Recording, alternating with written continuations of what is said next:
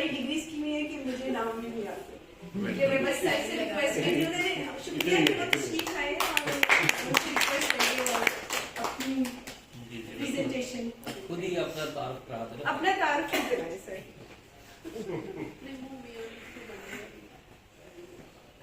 तारुफ लिखा ही आ जाता, डिस्प्ले पे आ जाए।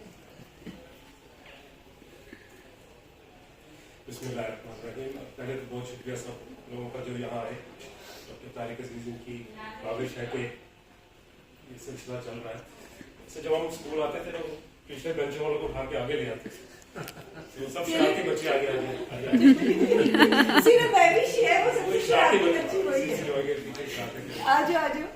सब लोग खुशी ये है कि जो यंग लोग हैं, अब्दुल्ला है, सब लोग। डॉक्टर जायदा को बहुत शुक्रिया जो कि ये बड़े एक्टिवली पार्टिसिपेट इसमें करती हैं, और अली साहब ने जो नई फैसिलिटी आपके लिए की है, स्पेशल थैंक्स। सर का तो बहुत शुक्रिया। और आज से क्योंकि दूसरे ग्रुप की कॉन्फ्रेंस हो रही है पीसी में, इसलिए थोड़ी सी अटेंडेंस कम है, वरना हमारे पास बैठने की जगह कोई मसला नहीं। जो नहीं है उनका डब्बा जो यहाँ आए उनको मिलेगा, सबको 2-2 डब्बे मिलेंगे। सर आपका भी बहुत शुक्रिया, आपका मैडम का बहुत बड़ा पार्टिसिपेशन है इसके अंदर कि आप लोगों ने हमें ये जगह ऑब्वियसली दी है और एक्टिवली जब भी आते हैं इससे पार्टिसिपेट भी करते हैं। ये सिलसिला चलता रहे, सबकी काफी इसमें शामिल है। आज की ये कोई क्लास नहीं है, कोई ऐसी मतलब मैं पढ़ा रहा हूँ या आप पढ़ रहे हैं, ऐसा बात नहीं है। एक डिस्कशन के लिए हम इकट्ठे हुए हैं और एक टॉपिक ये डॉक्टर तारिक साहब से बात हो रही थी कि क्या करने का, कुछ ऐसी बात करें जो सबको भाई हर लेवल पे लोग सुन सकें। तो कोई बहुत एडवांस बातें हम नहीं करेंगे, बहुत आम बातें करेंगे जो कि ज़्यादा जनरल प्रैक्टिस में, प्राइमरी केयर में लोगों को काम आए। जो आप आउटडोर में बैठे सर्जिकल पेशेंट्स होते हैं, उनको कैसे सही तौर पर देखा जाए और क्या क्या चीज़ें अवॉइड करें ताकि किसी का नुकसान ना हो और सब लोग पेशेंट केयर बेहतर उसके। तो यही आज का सिर्फ मकसद है, ऑब्जेक्टिव सिर्फ यही है। जिस लेवल पर भी आप काम कर रहे हैं, नर्स है, डॉक्टर है, जीपी है, स्पेशलिस्ट है, सबको कुछ ना कुछ यहाँ से डिवाइड इस प्रेजेंटेशन को हमने इमरजेंसी प्रेजेंटेशंस और इलेक्टिव प्रेजेंटेशंस और फिर जीपी कैसे ऑपरेशन वाले मरीजों के लिए काम कर सकते हैं उसमें किया है। सर्जन का काम बहुत आसान है क्योंकि हमें तो मरीज भेजा था कि इसके पिते में बच्ची ऑपरेशन कर दो, और हमारा एक बड़ा लंबा स्कॉटिश सर्जन था, एंडी एलिस, बहुत होंगे बेचारा, बहुत काबिल था, कहता है ऑपरेशन तो बंदा भी कर लेते हैं, उनको सिखा दोगे स्केल है तो कोई भी सीख जाएगा। जो सोचना है, डायग्नोज करना है, आगे भेजना है without state of the art. जब हॉस्पिटल में मरीज आता है तो उसके पास सीटी स्कैन भी है, उसके पास अल्ट्रासाउंड भी है, उसके पास हर चीज लैब में भी है। लेकिन जो जीपी बैठा है या कोई प्राइमरी केयर में लोग बैठे हैं तो सिर्फ हिस्ट्री, क्लिनिकल एग्जामिनेशन पे अपने डायग्नोसिस बनाते हैं और फिर आगे सिलसिला चलता है। अगर पहला स्टेप ही गलत हो तो आगे गाड़ी बहुत बहुत मुश्किल चलती है। तो इसलिए बहुत ज्यादा इम्पोर्टेंस हम देते हैं कि किस लेवल पे मरीज कैसे आएगा, उसको कैसे डायग्नोज करेंगे ताकि एंड रिजल्ट अच्छा है। जो शादी में जाना चाहते हैं वो जा सकते हैं, डॉक्टर साहब जा सकते हैं। सॉरी सर, बिल्कुल मतलब जा सकते हैं, आवाज नहीं आई, मुश्किल सुन भी नहीं है। आपने नहीं सुना भी बैठे तो जाने की इजाजत वही मैं कह रहा हूँ आपने। Thank you so much. Thank you very much. Common present सबसे कॉमन पेट दर्द ही है जनाब, जो सर्जन के वाले आता है या जीपी के पास आएगा। Abdominal pain most common presentation होती है। उसको कैसे, बल्कि हम उसको कैसे डिवाइड करते हैं, कैसे देखते हैं, बहुत आसान तरीका ये है पेन को क्लासीफाई किया जाए किस जगह पर है पेट, साइट ऑफ पेन। अगर अब्दुल्ला साहिल अगर उसके पास कोई मरीज आता है कि मुझे ऐथे दर्द है, राइट अपर क्वाड्रेंट पेन है, पहले जेब में आपके उसका गॉल ब्लैडर आता है, लिवर आता है, कुछ आता है। अगर कोई राइट लोअर एब्डोमेन दबाता आता है उसका मतलब अपेंडिक्स है, कोई वेरिएंट पैथोलॉजी है, फ्लैंक पे आता है तो किडनी है। तो साइट से सब कुछ मिल जाता है। तो हिस्ट्री पर थोड़ी सी तवज्जो दें, क्या मरीज कह रहा है उसको तवज्जो दें। और तब ज्यादा चलेगी, लेकिन मैं कहना चाहता हूँ, सुबह से बात कर रही थी कि चेंज हेल्थ कमीशन का चेंज है, सब लोग अवॉइड करते हैं कि ये फॉर्म भरना है, वो काम करना है, तो ऑब्स्ट्रक्टिव हो जाते हैं, लोग चेंज नहीं होते। सो इस CME का बाकी जो सारे आप काम करते हैं उसका मकसद ये है कि चेंज को मुश्किल ना समझ आए, सब लोगों को एक साइड पर लेके आया जाए ताकि सब प्रोएक्टिव हो for change rather than obstructive हो चेंज के। और वो तभी होगा जब आप समझे कि आप ये काम क्यों कर रहे हैं। अगर वो समझेंगे कि हम ये फॉर्म क्यों भर रहे हैं, ऑपरेशन नोट क्यों लिख रहे हैं, कूड़ा पीले बैग में क्यों फेंक रहे हैं, उसका नुकसान क्या है, फायदा क्या है, फिर ही वो करें। अगर उनको डंडे के साथ कहीं कहीं करना ही करना है तो मैं भी नहीं करूँगा कोई भी नहीं करे। सो चेंज बिल्कुल इसी तरह से आता है, इसी के एक्टिविटी से आता है कि लोग समझे कि ये क्यों और कैसे है और इसका फायदा क्या है। वो होगा तो फिर भी ओवरनाइट नहीं आएगा, वक्त के साथ आहिस्ता आहिस्ता फिर चेंज आएगा। एब्डोमिनल पेन, सोक्रेटिस कहते थे, वो अब्दुल्ला के साथ पढ़ा, उसका निमोनिक था कि कैसे पेन को कहाँ है, साइड क्या है, साइड क्या है, कंसिस्टेंसी क्या है, रेडिएशन करती है कि नहीं। तो ये सिर्फ कॉमन प्रेजेंटेशंस हैं जो कि जीपी के पास आती हैं। आगे चल के इनके ऊपर हम बात करेंगे। स्किन कंडीशंस है, ब्लीडिंग है, सेप्सिस।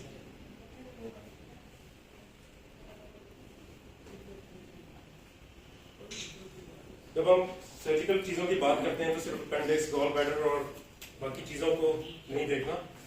जीपी के पास तो एक बहुत वेरिएबल सॉर्ट ऑफ प्रेजेंटेशन होती है। बच्चे भी आते हैं और जो मरीज आएगा वो ये देखकर तो आपके पास नहीं आएगा कि मैं सर्जिकल या मेडिकल प्रॉब्लम के साथ, वो तो कोई भी आपके पास प्रेजेंटेशन आएगा। क्योंकि ये सर्जिकल फोकस टॉक है, इसलिए हम ये कह रहे हैं कि सिर्फ एडल्ट सर्जिकल ऑप्शंस को ध्यान में ना रखें, बच्चों को भी ध्यान में रखें। बच्चों में कॉमन एब्डोमिनल पेन की कॉज अपेंडिक्स है, डिसेप्शन है, कैसे प्रेजेंट करते हैं ये ध्यान में रखें। डिसेंटरी का डिनाइटिस है, उनकी प्रेजेंटेशन में जाने के लिए सब कुछ पढ़ा तो नहीं रहा, लेकिन कई टूल्स अवेलेबल हैं। अगर आपके ज़हन में आता है कि किसी को अपेंडिक्स है तो अपना फोन खोले, गूगल खोले, उसके अंदर एयर लिखें, AIR, उसको बोलते हैं appendix assessment score, Alvarado score, appendix inflammatory response score, AIRS बोलते हैं उसको। जो मरीज की चीजें हैं उसके अंदर डालें, वो आपको एक स्कोर बता देगा कि जी अगर ये स्कोर 1 से 3 है, 3 से 9 है, 9 से ज्यादा है, तो किस हद तक फायदा होगा मरीज को आगे रेफर करने का, या कितना % चांस है कि मरीज को अपेंडिक्स है कि नहीं। पीडियाट्रिक स्कोर अलग है, एडल्ट स्कोर अलग है, 3 या 4 किस्म के स्कोर। तो बहुत ज्यादा टूल्स अवेयरनेस अगर पता हो तो इंसान का अपना कॉन्फिडेंस बढ़ता है कि यार मैंने इसको मरीज को देखा है, मेरा ख्याल है इसको अपेंडिक्स है। अपने आप को क्वेश्चन करें क्या इसको वाकई अपेंडिक्स है कि नहीं। और अगर चेक करना चाहते हैं आप, पता नहीं शर्माना नहीं चाहिए, लेकिन हम वहां पे बैठे मरीज के सामने अपना फोन खोलते हैं कि यार जरा मुझे इस दवाई की डोज देखने दो, क्योंकि हम ये चीजें रोज नहीं करते। देख लेने में, पूछ लेने में कोई मजाका नहीं है। और कल्चर इधर भी मरीज के सामने बदल पड़े। पहले होता था कि डॉक्टर साहब के पास मरीज आते थे, डॉक्टर साहब हाथ ला के 10 अपेंडिक्स है कि नहीं, तो हम तो 3 CT स्कैन के बाद भी नहीं बता सकते उधर यार तुझे है या नहीं है। तो हाथ लगा के कैसे वो तब बदल गए हैं। पहले भी नेगेटिव अपेंडिसेक्टमी का रेट बहुत ज्यादा था, अब बहुत कम है, क्योंकि चेक एंड बैलेंसेस बहुत ज्यादा है, लोग सोचते ज्यादा है एक्शन करने से पहले। तो थोड़ी सी प्रैक्टिस चेंज करनी चाहिए। दूसरी चेंज करने की जरूरत यह है कि जब आप, अगेन मैं ये कह रहा हूँ कि ये सर्जिकली ओरिएंटेड टॉक बिल्कुल भी नहीं, जब आपके पास मरीज आता है तो कम से कम 10 मिनट, 5 मिनट, 7 मिनट, अगर आपके पास 700 मरीज रोज का देखते हैं, खाते साहब जैसे आप बहुत बिजी है, तो एटलीस्ट एलोकेटेड टाइम होना चाहिए। सर्जिकल म्यूजिक के लिए इसलिए कह रहा हूँ कि कम से कम उसको लिटा तो नहीं। मरीज बैठा है, कह रहा है कि मेरे पेट से दर्द है, आप उधर से बैठे। वैसे तो सर्विसेज में हमारे साथ होता है कि बहुत रश लगा हुआ है, एक मरीज, एक बेड पे 3 मरीज पड़े हैं, तो मरीज ऑपरेशन के लिए लेटा हुआ है, ये चीज की अपेंडिक्स कर दें, उसको एक्सपोज किया तो उसको तो वायरल हर्निया इनकार्सरेटेड, किसी ने देखा नहीं भाई, उसको लेटाया नहीं, एग्जामिन नहीं किया। जीपी ने भेजा कि इसके अपेंडिक्स है, उसने आगे कागज दिखाया कि अपेंडिक्स है, उन्होंने कहा कि अपेंडिक्स करो, साइन करो, थिएटर में गया, एक्सपोज हुआ, तो उधर तो हर्निया तो मदीना भी देखे होंगे, ऐसे कई मरीज है, बहुत बड़े बड़े ड्रामे होते हैं। पहला स्टेप इतना इंपॉर्टेंट है कि मरीज को टाइम दें, अगर उसको पेट में जाए कोई भी एग्जामिन करना, उसको कम से कम लिटा तो ले, लिटा लें। डॉमिनल एग्जामिनेशन की बात करते हैं, अगर चलो ये बात शुरू हो ही गई, या अगर उसको लिटाएंगे तो क्या क्या चीजें देखनी। पहले तो उसके साथ थोड़ा सा प्राइवेसी दें, कमरा जरा बीच हॉल के ना हो, एक्सपोज करना है तो प्रॉपर एक्सपोज करें, उसके साथ कुछ देर बात करें, बजाय इससे पहले कि उसको टच करें, उसकी एप्रीहेंशन, उसकी एंजाइटी को दूर करें। एकदम उसके पेट को दबाएंगे तो कोई भी उसको गार्ड करेगा, आपकी फाइंडिंग ठीक है। जहां पे उसको दर्द है उससे पूछे कहाँ पे आपको पेट में दर्द है, उस एरिया को एंड पे एग्जामिन कीजिए। अगर वो कह रहे हैं कि मुझे इधर दर्द है, तो आपका एग्जामिनेशन ऑपोजिट साइड से शुरू होना चाहिए। सॉफ्ट वार्म हैंड के साथ उसका एग्जामिनेशन करें, उससे बात करते रहें, जब आप एग्जामिन करें फौरन दबाएंगे तो फिर तो वो गार्ड करेगा। टेंडरनेस गार्डिंग की बात भी कर सकते हैं, वो क्या होती है, अगर कोई सवाल पूछेगा तो उस पर भी बात कर लेंगे। बच्चों की गॉड पैथोलॉजी जो कि बहुत कॉमन है और वो नहीं मिस होनी चाहिए जीपी से और किसी से भी, और जिससे हमें बहुत बड़े बड़े उधर जुर्माने होते हैं, वो टॉर्शन है, टेस्टिकुलर टॉर्शन की हम बात कर रहे हैं। जो बच्चे 4-5 साल से, इवन 3 साल से हमने देखे हैं उनके अंदर टॉर्शन होती है, उसके लिए अगर आपको जहन में होगा कि इसको टेस्टिकुलर पेन के साथ आया है, क्या हो सकता है, सिर्फ एक चीज आपने रूल आउट करनी है, टॉर्शन। उसके लिए भी एक स्कोर है, जैसे एयर्स है उसके लिए ट्विस्ट है उसका, ट्विस्ट स्कोर बोलते हैं। वो 4 पैरामीटर्स उसी ऐप पे MD कैल्क पे या गूगल पे लिखते हैं, वो आपको बताएगा कि ये 4 चीजें मेरे मरीज में है तो इसका ऑपरेशन हो। वो सिर्फ कोई रॉकेट साइंस नहीं, उसमें चीज क्या है कि अगर आप हाथ लगाते हैं तो वो टेंडर है, अगर वो अपनी जगह से थोड़ी उठी हुई है तो रिट्रैक्टाइल है, सोलन है, हार्ड है। 4 चीजें जो कि आप हर बंदा नहीं याद कर सकते, इतने हम सब जर्नलिस्ट हैं, इतनी ज्यादा चीजें कहाँ याद रखनी भाई। तो अगर ये टूल्स हैं तो उसको इस्तेमाल करें, अपने पास रखें, अवेयरनेस से बार बार इस्तेमाल करने से वो आपकी प्रैक्टिस का हिस्सा बन जाएगा। और आप तो कहते हैं कि यार बड़ा चंगा सी फौरन ही हार्ट अटैक हो गया, मर गया। बड़े कहते थे कि ऐसे ही नहीं मरीज मरते भाई, पहले कुछ ना कुछ वो आपको वार्निंग देते हैं, कोई साइन देते हैं, फिर हार्ट अटैक तो हम सबको कहते हैं अल्लाह की मर्जी थी, चलो दिल बंद हो गया, अटैक हो गया। तो इस चीज़ का ख्याल रखें, ठीक है। यहाँ पे इतनी कॉमन इसलिए नहीं है कि हमें पता ही नहीं कि कितनी वास्कुलर इमरजेंसीज यहाँ पे आती हैं। एम्बुलेंस है, थ्रोम्बस है, एन्यूरिज्म है, हमने कभी सुना ही नहीं, कभी देखा ही नहीं। तो अल्लाह की मर्जी इसलिए है कि हमें मालूम नहीं। तो थिंक आउटसाइड द बॉक्स कि क्या क्या चीज़ें और हो सकती हैं, रेयर चीज़ों के बारे में सोचें। और ऑर्थोपेडिक केस भी आपके पास आएंगे जो कि लिम्ब लॉस की तरफ जा सकते हैं, फ्रैक्चर वगैरह, सख्त पट्टी बांध के कोई पहलवान से आ गया है, उसका हाथ सूजा हुआ है, नम हो रहा है, तो कंपार्टमेंट सिंड्रोम के बारे में सोचें। तो आपके हाथ और लिम्ब के अलावा ग्लूटियल रीजन में भी हो सकता है, पैर में भी हो सकता है, एब्डोमेन में भी कंपार्टमेंट सिंड्रोम होता है। तो कंफ्यूज करने के लिए मैं ये और स्लाइड आपको और भी दिखाऊंगा, लेकिन बेसिक बात ये है कि जी ज़हन खुला रखिए, अपने आप को डेवलप करते रहें, देखें कौन सी चीज़ कहाँ से आपको हेल्प दे सकती है। ये बात हमने पहले की थी कि मरीज को 5-10 मिनट देने हैं बात करने के लिए। अब सबसे ज्यादा आसानी मुझे बाहर जाके काम करने से ये हुई कि मरीज आके नहीं कहता सी मनुष्य घबरा पा रहे, मुझे तो समझ नहीं आती। मरीज आगे जो मरीज ज्यादा कहते हैं मनुष्य घबरा पा रहे, तो इसका क्या मतलब, आपको क्या समझ आती है इससे?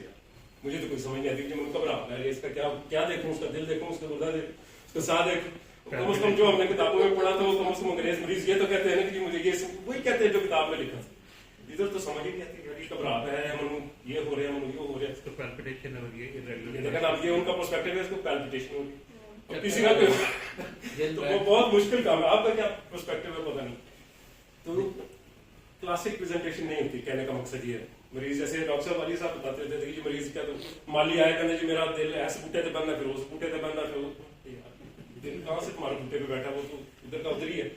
अब उससे क्या डिटेक्ट करना है, ये तो 5 मिनट देंगे, मरीज से बात करेंगे, पूछेंगे तो अभी पता लगेगा भाई खैर जब तुमने अपना दिल हल्का कर लिया, मुझे कोई डायरेक्ट सवाल करना है कि भाई तुम्हें दिल छाती में दर्द होती है, सांस खराब होता है, जो बाजू में दर्द जाती है, फिर जो आपको उसको वापस लाना पड़ेगा। अगर टाइम नहीं देंगे, मरीज आगे कि मैं घबराता है, आपने उसको जेंटे की गोली दी, बाहर जाके पहुंच। अगर एग्जाम्पल दे रहा है, ऐसे होता तो नहीं, लेकिन थोड़ा सा वक्त देना पड़ेगा। और मुश्किल इसलिए है कि ये जो मरीज जो कि प्रॉब्लमेटिक है वो हजारों में से 500 में से एक होगा, ज्यादा वही होंगे जिसको घबराहट रह रहा है क्योंकि गर्मी है, या सारा दिन उसने काम किया, डिहाइड्रेटेड है, या जो भी है थोड़ा एसिड रिफ्लक्स, उस मरीज से आपने वैसे ही करना है जो उसको चाहिए। लेकिन जो आपके कान खड़े हो जाने चाहिए जब कोई वार्निंग साइन आए कि यार this needs to be looked into, और वो वही ट्रेनिंग है, वही एक्सपीरियंस, जैसे जैसे हम काम करते हैं वो आएगा, और उस चीज से हमने बचना। और ये पिटफॉल्स का मकसद यही है कि वो उस चीज से बचे जो कि आपको किसी गड्ढे में गिराए,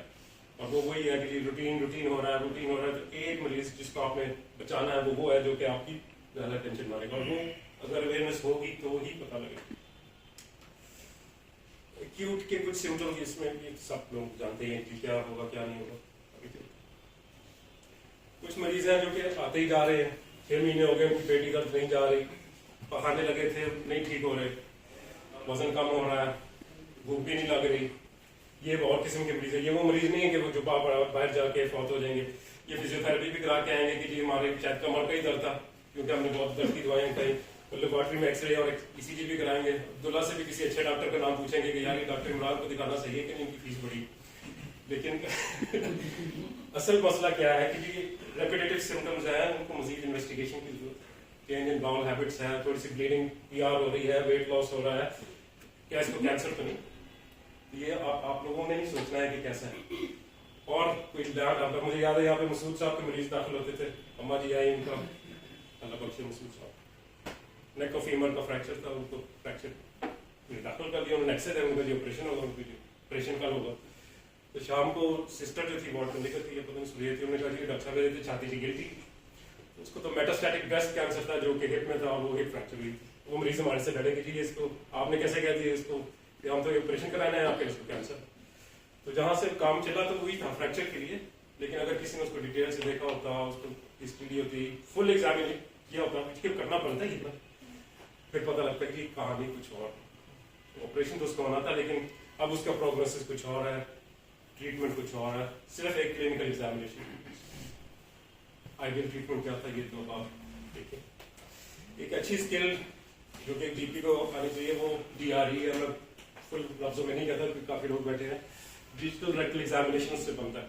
अगर आप डिजिटल रेक्टल एग्जामिनेशन कर सकते हैं तो बहुत बहुत बीमारियों से मरीज को बचा सकते हैं। इसमें फिशर है, एब्सिस है, हेमोरॉइड्स है, रेक्टल कैंसर, सिर्फ 6-7 सेंटीमीटर की उंगली से ये सब चीजें, प्रोस्टेटिक हाइपरप्लेजिया है, ये सब चीजें आप एक जनरल एग्जामिनेशन के साथ बड़ी कॉन्फिडेंटली मरीज को ऐसे कहीं यार तो ठीक है। और अगर मिस कर दी थोड़ी सी रेक्टल ब्लीडिंग को हेमोरॉइड करके डिसमिस कर दिया, नहीं किया, वही मरीज 6 महीने बाद 8 महीने बाद आएगा कि जी मुझे रेक्टल कैंसर। सामने पठानों पे राशिद मुंडासी होना था, उसको मतलब जो कैंसर हुआ, मैं कहा यार ऑपरेशन करा लो, इसको बैग लगेगा, उनके जी ऐसे नहीं, ऑपरेशन नहीं कराओगे, वहां से मर जाएगा कैंसर से, नहीं करवाया उसको, चला गया। 3 महीने बाद उसका भाई मेरे पास आया, कहते डॉक्टर साहब कहते थे वो मर जाएगा कैंसर से, क्या बना उसका, कहते मर तो वो गया लेकिन कैंसर से नहीं मरा। तो आप कहते थे कैंसर से मर गया, तो उसकी लड़ाई हो गई, किसी ने उसको गोली मार, हम जीत तो सकते नहीं, हमने तो वही कहते। तो बार लोगों के पर्सपेक्टिव ऐसे है, को पोलाइटली बताएं कि ये चीज जरूरी है, जिंदगी मौत अल्लाह के हाथ में, आपका काम है डिसीजन बताना, आगे मरीज को इम्पोर्टेंस दें कि वो उस पर कैसे अमल करता है, उसको कैसे टेकअप करते हैं, जो आपकी एडवाइस है, आप सिर्फ एडवाइस दे सकते हैं, आप उसको फोर्स नहीं कर सकते। हमने ये बात की कि एग्जामिनेशन में एब्डोमिनल एग्जामिनेशन के लिए मरीज को लिटाएं, सॉफ्ट एग्जामिनेशन करें, दर्द वाली जगह आखिर में देखें, मरीज की शक्ल देखें कि कितना वो करवा रहा है। ग्रॉइन हर्निया एग्जामिनेशन करने का मैंने आपको एग्जांपल दी कि अगर एक्सपोज नहीं करेंगे तो ग्रॉइन हर्निया मिस करेंगे। अभी आते हुए जब हम आ रहे थे, पहले आ गई जहाज में ना, जहाज से उतरते हुए लाहौर एयरपोर्ट के बाद लंबी लाइन लगी हुई थी व्हील चेयरों, सारे हमारे जैसे बापे थोड़े से बड़े यूके से गर्मियां बिछा के वापस आ रहे थे पाकिस्तान, क्योंकि वहां सर्दी होगी, तो वो लंबी व्हील चेयर की लाइनें लगी हुई थी कि उनको बिठा के एयरपोर्ट जहाज से वापस लेके जाए।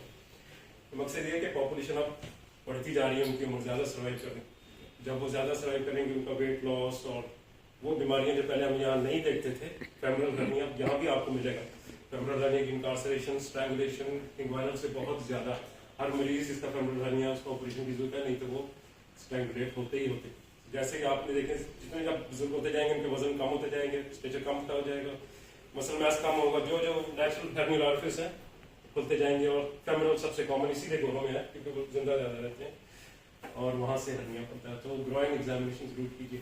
पेरिनल हमने बात की, छाती में गिल्टियाँ, दूसरी जगह गिल्टियाँ, अगर कोई लाइपोमा के साथ आता है 5 सेंटीमीटर से ज़्यादा है तो हो सकता है ये कैंसर। तो सिर्फ उसको इतना लाइटली ना लें, उसके लिए MRI या किसी और से बात करनी जरूरी है, थोड़ा सा साइज के ऊपर, इवन लॉन्ग स्टैंडिंग है तब भी। चलो जी, अब सर्जन को मरीज रेफर करना, आपने क्या किया जाए? पहले तो आपने डायग्नोज कर लिया उसको गोल्ड स्टोन है या अपेंडिक्स है या हर्निया है, आपका काम खत्म नहीं हुआ। अब ये डायरेक्टर साहब से किसी बैठ के बात करेंगे, कोई रिलेशनशिप, लाइज ऑन, पार्टनरशिप्स बनने की जरूरत होती है।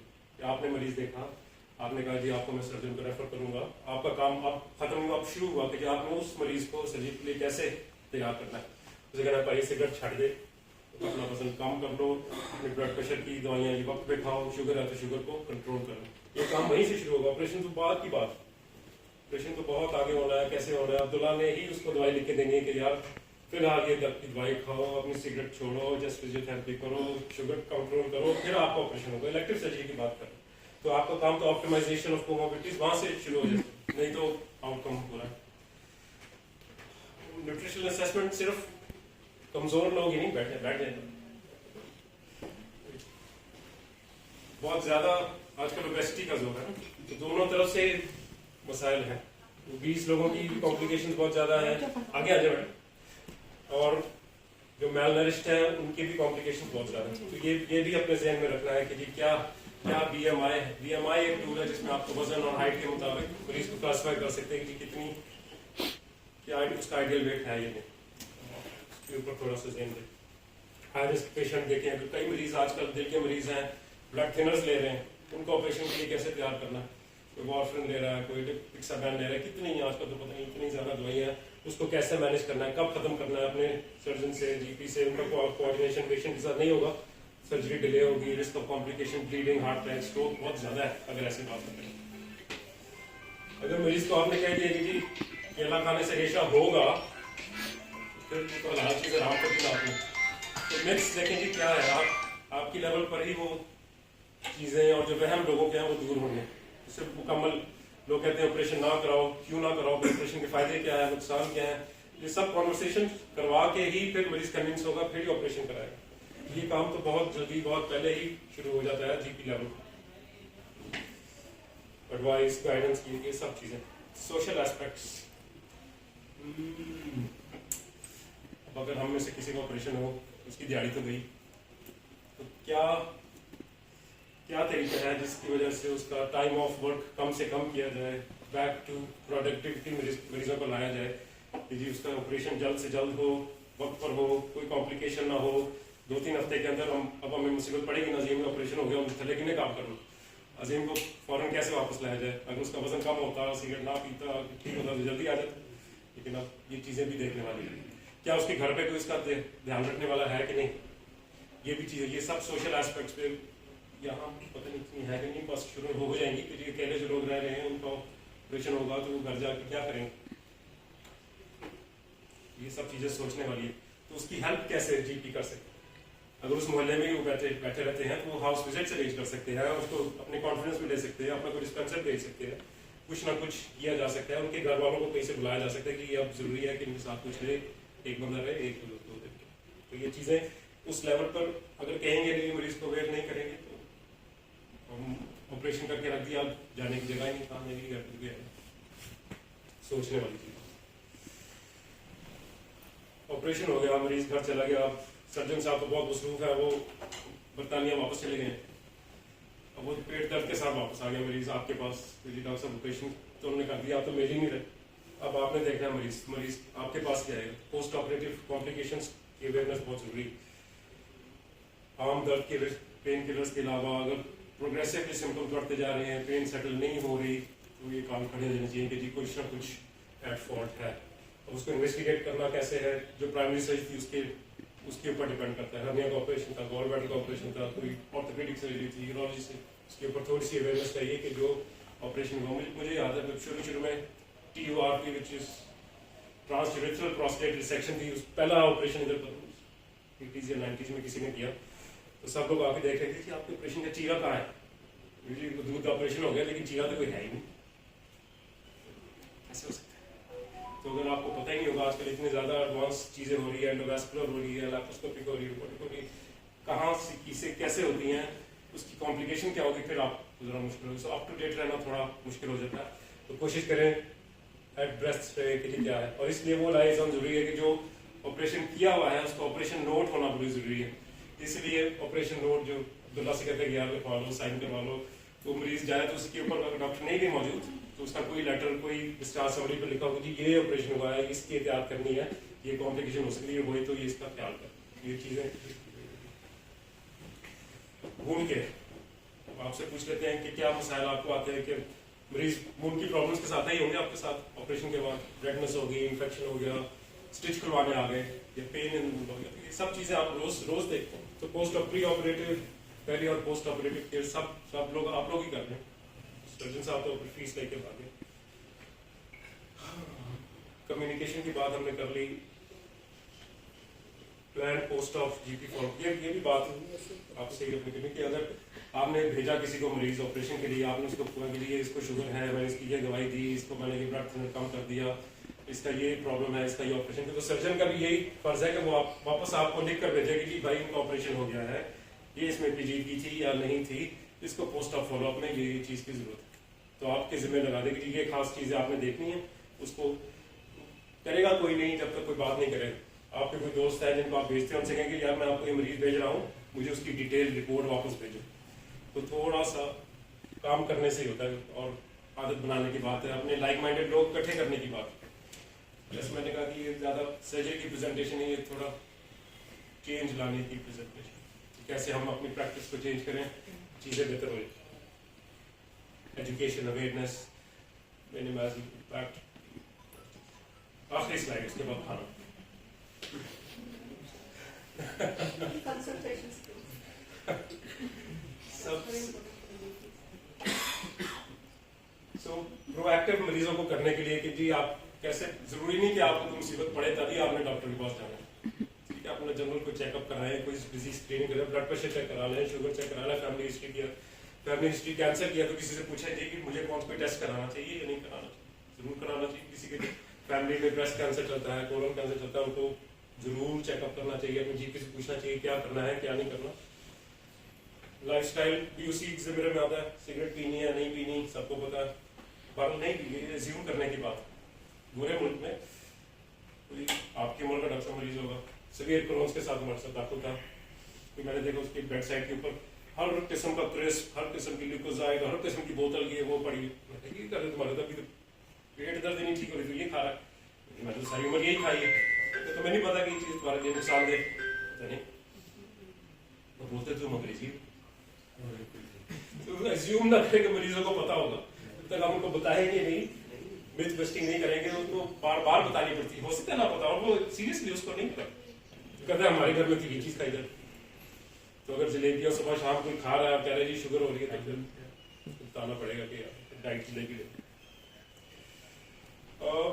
अगर किसी को ऑपरेशन की जरूरत है आपके ख्याल में, तो जरूरी नहीं कि मरीज भी चाहे कि ऑपरेशन करवाना ही करवाना है, तो जो डिसीजन होगा वो पेशेंट सेंटर होगा, उससे पूछे भाई तुम्हारी मर्जी क्या है, इसके ये फायदे हैं ये नुकसान है, अगर वो उसके ऊपर हामी पड़ता है तो फिर है, और उसमें कोई बुरा मानने की जरूरत नहीं। पहले हमारे डॉक्टर बुरा मान जाते, अगर डॉक्टर की बात नहीं मानी गई कहते यार ये तो डॉक्टर साहब नाराज हो जाएंगे, डॉक्टर साहब ये हो जाएंगे, डॉक्टर को खुद आपको मशवरा दिया है, पैसे लेके दिया, अगर प्राइवेट है तो इसमें बुरा मानने वाली क्या बात, आपने नहीं लेना मसला, ठीक है, लेकिन क्लियर बात होनी चाहिए कि जी अगर आपको ये बिट्टे का ऑपरेशन नहीं करवाएंगे तो ये होगा, करवाएंगे तो ये होगा, करवाने पे भी कॉम्प्लिकेशन हो सकती है, ना करवाने पे। ये चीज़ें आप ज़्यादा ज़रूरी इसलिए होगी कि जब आप उम्र बढ़ती जा रही, कॉम्प्लिकेशनों के रिस्क भी बढ़ते जाएंगे, तो कई लोग ऑपरेशन से बचना चाहते हैं, जिनके राइटली सो, हर एक को फोर्स करने की जरूरत नहीं है।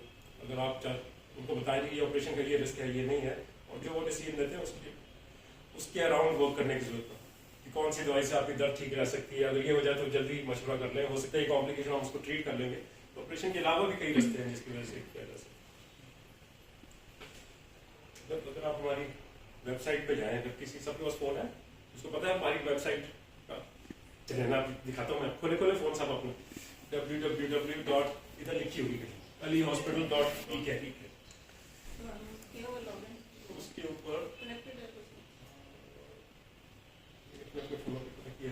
उसके ऊपर एक जगह लिखी हुआ है डिफिकल्ट कॉन्वर्सेशंस का एक सेक्शन है जिसके बारे में हम नहीं सोचते। और आखिरी बात ये है कम्युनिटी पैलिएटिव केयर की है कि हम, और ये बात हमने दोनों के मुल्क से सीखी है कि सबसे ज्यादा मौत से जो लोग भागते हैं वो मुसलमान है। तो ख्याल है कि हमने मरना नहीं, गोरे और दूसरे लोग, और टीवी पे जो दूसरा इश्तिहार आता है वो ये आता है कि जी हमने अपना फ्यूनरल कैसे प्लान करना, अपने विल राइटिंग कैसे करनी, हमें ऐसा कोई ख्याल नहीं, इसलिए तैयारी भी कोई नहीं, इसलिए फौरन मर जाते हैं, फिर लड़ाई झगड़े भी बहुत। तो इस लिहाज से कहने की बात यह है कि जो पैलिएटिव केयर है, जो मरीज की केयर है, वो अवेयरनेस, और जो वेबसाइट में बता रहा हूँ उसके ऊपर हैविंग डिफिकल्ट कॉन्वर्सेशन ये है कि मरीज को बताएं भाई अब ये चीज़ें आ रही है, इनके बारे में सोचिए और इनकी तैयारी करें, ठीक है। और तैयारी का मतलब ये है कि हम आपके लिए जिंदगी इजी कर सकते हैं, आपके घर पे एड्स शुरू कर सकते हैं, कोई स्टेप नीचे कर सकते हैं, कोई उठ बैठने के लिए वॉशरूम के पास कोई हैंडल लगा सकते हैं। तो ये सब चीज़ें कम्युनिटी सर्विस के जिम्मे में आती हैं। और ऑपरेशन के हवाले से इसलिए जरूरी है कि अगर आपका ऑपरेशन भी हो गया, आपकी मोबिलिटी और रिड्यूस हो गई, तो आपको कम्युनिटी और पैलिएटिव केयर की और ज़्यादा जरूरत पड़ेगी। गोल गोल सी बात है, कोई पता नहीं इसका सेंस बना कि नहीं बना। बात तो हमने सर्जरी भी शुरू की थी, मरीज माइंड में मार दिया, लेकिन सामने मार दिया, पर यानी कि क्या करता है हमारे साथ। लेकिन कोई आपके पास सवाल है, कोई कमेंट है तो दिल खोल के